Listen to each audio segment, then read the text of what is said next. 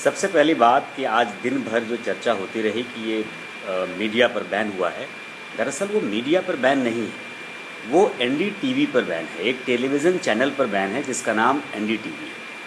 अब आज जिस तरीके से इस पूरे मामले को एक रूप देने की कोशिश की गई कि ये पूरे मीडिया पे बैन है, दरअसल देखिए बैन सही है गलत है इसका आकलन होना चाहिए। किसी भी तरीके से किसी भी मीडिया हाउस पर बैन को सही नहीं ठहराया जा सकता, लेकिन यहाँ पर एक मीडिया हाउस को पूरी मीडिया मान लेना निहायत ही शर्मनाक परिस्थिति है। दूसरी बात, आप ये देखिए कि आखिर किन परिस्थितियों में इस मीडिया हाउस को बैन करने की पोजीशन पे सरकार आई है। जिस तरीके से आप इमरजेंसी से इस मामले को जोड़ रहे हैं वो बिल्कुल परिस्थिति नहीं है। और रही बात एनडीटीवी की, तो एनडीटीवी की खबरों को लेकर के देखें तो उसको बैन पहले भी होना चाहिए था। उस वक्त भी होना चाहिए था जब बरखा दत्त का नाम नीरा राडिया के केस में आया था। उस वक्त भी होना चाहिए था जब प्रणव राय पे बैंकों से एक नहीं कई घोटालों के आरोप लगे थे और उनकी तुलना एक तरीके से हर्षद मेहता से भी कर दी गई थी। और मैं नहीं कह रहा, ये बहुत बड़े पत्रकार, हालांकि वो अब राज्यसभा के सांसद हैं भारतीय जनता पार्टी से, एमजे अकबर ने अपने लेख में लिखा था और उसको लेकर के प्रणव राय और एमजे अकबर के बीच की सारी कहानी आप लोगों को शायद मालूम होगी। ये कहानी 2010 की है। हमारे एक वरिष्ठ सहयोगी आलोक तोमर ने उन दिनों बहुत ही विस्तार से इन सारे मामले को रखा था। अब पूरी परिस्थिति में क्या है कि एक मीडिया हाउस पर एक खबर को लेकर के बैन लगी। जाहिर सी बात है, सबसे पहले तो मैं किसी भी मीडिया हाउस पर बैन के खिलाफ हूँ, लेकिन मैं यहाँ ये आपको बार बार कहना चाहता हूँ कि एनडीटीवी जो एक मीडिया का आधार है, उस आधार पर कहीं खरा नहीं उतरता। अब सवाल है कौन खरा उतरता है, तो जो नहीं खरे उतरते सबकी वही परिस्थिति है। अगर आज की तारीख में सोशल मीडिया एक्टिव नहीं हो, आज की तारीख में हमारे आपके हाथ में सब कुछ अपनी बात कहने का टूल नहीं हो, तो आप मान के चलिए कि इन मीडिया हाउसेस की परिस्थितियां बहुत ही ख़राब हैं। आप देखिए सारी मीडिया हाउसेस की पोजीशंस क्या हैं। एक एक करके अगर हम आकलन करें तो हर जगह कहीं ना कहीं पैसा गलत तरीके से आया है। अब उस पैसे की जांच होने की बजाय हम खबरों को लेकर के एनालाइज करें, वो ठीक नहीं है। पैसे की जांच होनी चाहिए, किस तरीके का पैसा किस हाउस में लगा है, सरकार को ये जांच करनी चाहिए। और हम और आप तो अब आज की परिस्थिति ये है कि टेलीविज़न चैनल देख करके ये तय हो जाता है कि ये फलां पार्टी का चैनल है। पत्रकार पक्षकार के तौर पर हो गए और कुछ वैसे पत्रकारों के लिए मैंने एक शब्द भी चुना है कि वो पत्रकार नहीं, पैंतराकार हैं। अब इस पूरी परिस्थिति में अब आप देखिए रोहित वेमुला का प्रकरण आता है, जेएनयू में एक घटना घटती है और इन परिस्थितियों में एनडीटीवी एक दिन का ब्लैकआउट करता है। एक दिन का नहीं, कुछ समय के लिए अपना स्क्रीन ब्लैक करता है। क्यों भाई, आप बताइए। आप अपना विरोध जताने के लिए आप अपना स्क्रीन ब्लैक कर सकते हैं, जब आप खबरों को लेकर के गलत पाए जाते हैं तो आपको सरकार ब्लैक नहीं कर सकती। इन पूरी परिस्थितियों को समझने की ज़रूरत है, लेकिन बावजूद इसके मैं कहूँगा कि सरकार को आवाज़ बंद करने की तरफ नहीं जाना चाहिए, क्योंकि आवाज़ चाहे वो आपके पक्ष में हो या आपके विपक्ष में हो, वो सुनी जानी चाहिए। अगर वो नहीं सुनी जाएगी तो फिर लोकतंत्र का मतलब नहीं रह जाएगा। हालांकि मैं थोड़ा सा डाइवर्ट होते हुए एक जिक्र कर दूं कि इस देश में जो बड़े बड़े लोग, बड़ी बड़ी पार्टियों के लोग जिस लोकतंत्र की बात कहते हैं, वो पिछले 50 साल से 40 साल से 30 साल से राजतंत्र ही चला रहे हैं। तो उस किस्म का लोकतंत्र है नहीं जिसकी हम बात करते हैं। हमारे एक आम पब्लिक के हाथ में कुछ आता नहीं। अब अगर हम देखें इस पूरे मामले को, देखें कि किन किन लोगों को चैनल का लाइसेंस मिलता है, किन किन लोगों को अखबार का लाइसेंस मिलता है और क्यों मिलता है। किस तरीके की खबर वो लिखते हैं, किस तरीके की खबर वो छापते हैं, किस तरीके की वो बात करते हैं, ये सारी परिस्थिति बहुत ही चिंताजनक है। और इस पूरी परिस्थिति में अगर मैं दोष सिर्फ सरकार को दूं तो ये उचित नहीं है। इस पूरी परिस्थिति के लिए दोषी मीडिया भी है। और मीडिया को मेरे मित्र अभिरंजन कुमार कहते हैं कि मीडिया के शुद्धिकरण का अभियान चलाया जाना चाहिए। आप और ये देखिए, शुद्धिकरण की बजाय किस किस्म से जब से ये सरकार का एक नोटिस आया, और देखिए तो नोटिस है, सरकार ने कहा है बंद करिए, आप अदालत में जाइए, आप उसको रुकवाइए। आप, मुझे लगता है कि अदालत में जाने के बाद ये मामला अलग तरीके से जा सकता है, लेकिन पूरे एक माहौल बनाया गया कि मीडिया पे बैन है, मीडिया को बिल्कुल कटघरे में खड़ा कर दिया गया। और दूसरी एक बात और मैं कहूँ, सोशल मीडिया पे मैं देख रहा हूँ कुछ पुलिस अधिकारी हैं जो पिछले कुछ दिनों से अपनी बात कहने में, कुछ पूर्व पुलिस अधिकारी हैं, कुछ वर्तमान पुलिस अधिकारी भी हैं जो अपनी बात कहते हैं। उनका एक अद्भुत किस्म का झुकाव कुछ मीडिया हाउसेस की तरफ है। क्यों है भाई? आप अपनी बात अपने साथ नहीं कर सकते। आपकी जो जिम्मेदारी है वो तो आपसे पूरी हो नहीं रही, आपकी अपनी जिम्मेदारी पूरी होती नहीं, और आप सवाल खड़ा करने मीडिया हाउसेस पे चले आते हैं। आप देखिए कि अभिरंजन कुमार हमारे मित्र हैं, वरिष्ठ पत्रकार हैं, वो भी 7 साल तक एनडीटीवी में रह चुके हैं, उनको वहाँ की परिस्थिति मालूम होगी। उन्होंने आज एक लेख लिखा और उन्होंने लिखा कि मेरी राय में मीडिया अपने हालात के लिए खुद ही अधिक जिम्मेदार है। इसमें वह चैनल भी शामिल है जिस पर एक दिन का बैन लगा है। इस चैनल की विश्वसनीयता भी उतनी ही संदिग्ध है जितनी औरों की है। इस चैनल ने अपने ईमानदार, निष्पक्ष, तेजस्वी और जनपक्षकार पत्रकारों को निकाल बाहर किया और बाजार के भ्रष्ट पत्रकारों की बड़ी खेप तैयार कर उन्हें बढ़ावा दिया, और ये साबित हुआ है। अब देखिए, जिस संस्था में नीरा राडिया का पूरा प्रकरण को अंजाम देने वाले लोग बड़े ओहदों पे बैठते हों, जिस संस्था में बैंकों के घोटालों को अंजाम देने वाले लोगों के ज़रिए पैसा लगाया जाता हो, जिस संस्था में एक अलग किस्म की राजनीति बार बार की जाती हो, जिसमें देश को बांटने की राजनीति होती हो, इस पूरी परिस्थिति में आप कैसे कह सकते हैं कि ये एक पूरे मीडिया हाउस पे बैन, पूरे मीडिया पे बैन है? दरअसल ये एक मीडिया हाउस पे बैन है, और ये बैन, और मुझे लगता है कि अगर कोई गलती करता है तो उसको दंड का प्रावधान हमारे कानून में है, हमारे देश में है, उसको मिलना चाहिए।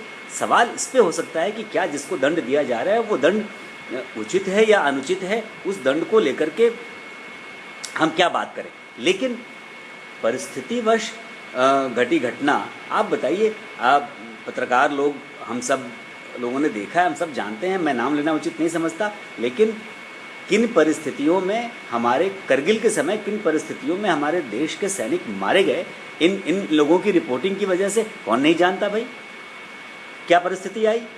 मैं बिल्कुल इस पक्ष में हूँ कि जो भी गलती करे उसको सज़ा मिलनी चाहिए। कपिल का सवाल है कि क्या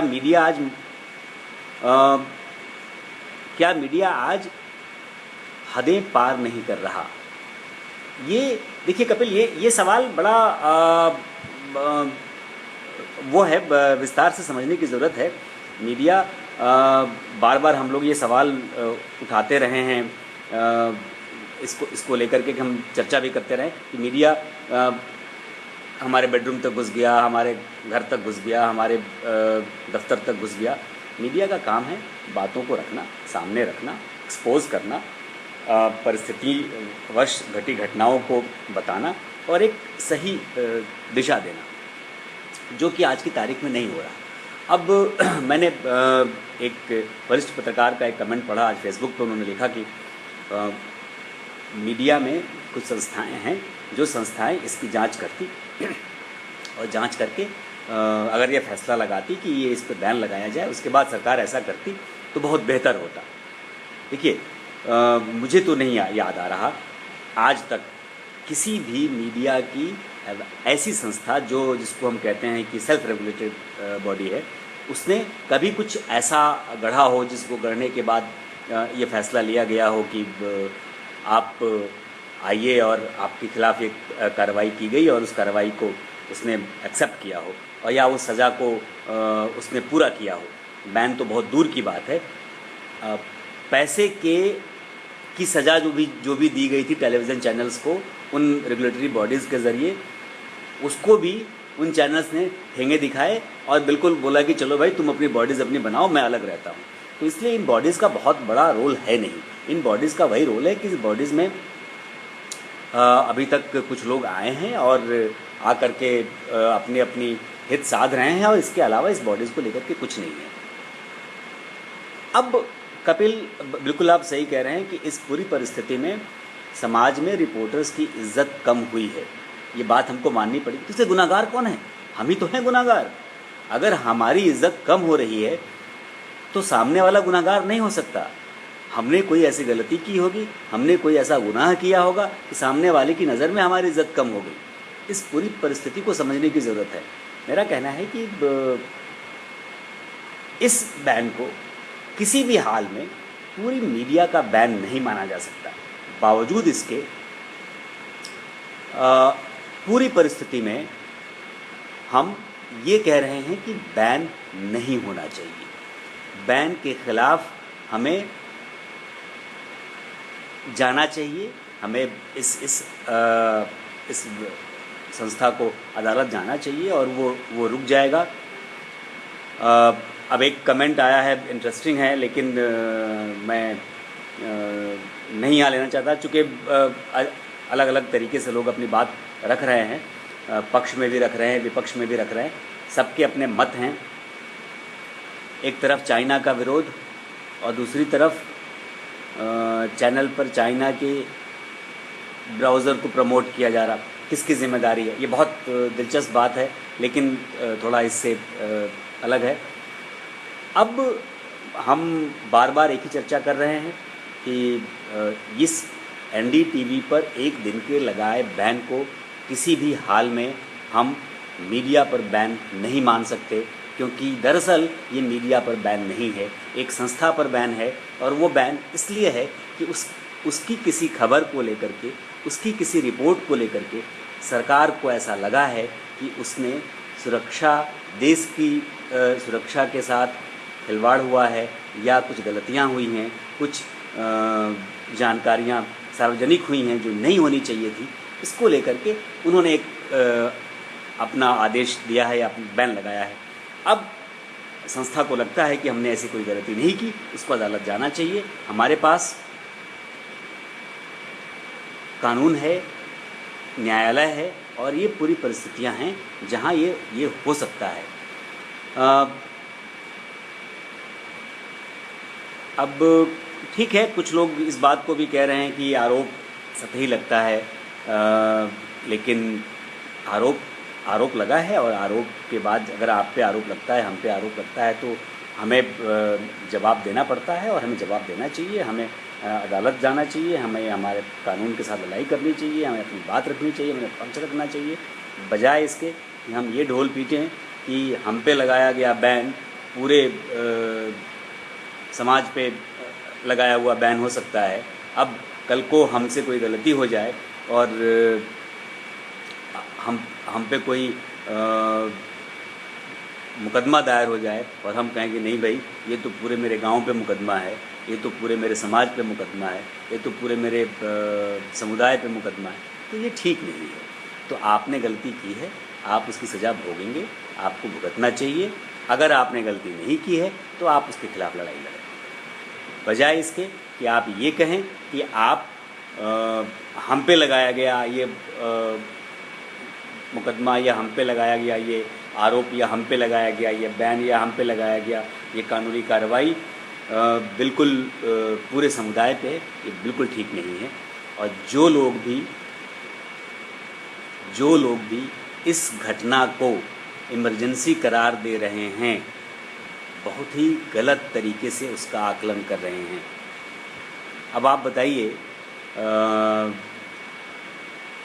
ये संस्था में कम्युनिस्ट लोग शामिल नहीं हैं। इस संस्था में किस किस्म के लोग